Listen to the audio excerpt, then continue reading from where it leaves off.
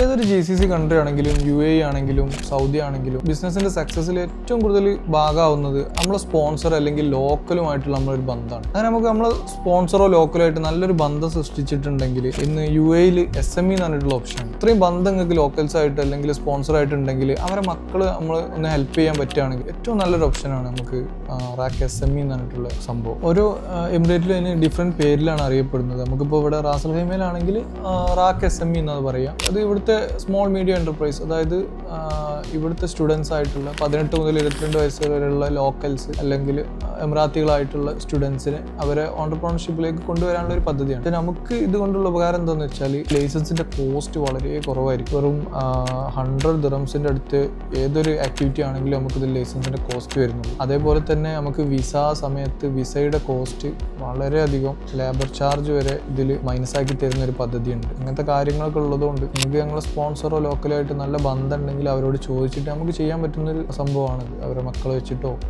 അവരെ ഹെൽപ്പോട് കൂടി അവരുടെ കൂടെ തന്നെ ചേർന്നിട്ട് നമുക്ക് ബിസിനസ് ചെയ്യാൻ പറ്റിയൊരു അവസരമാണ്.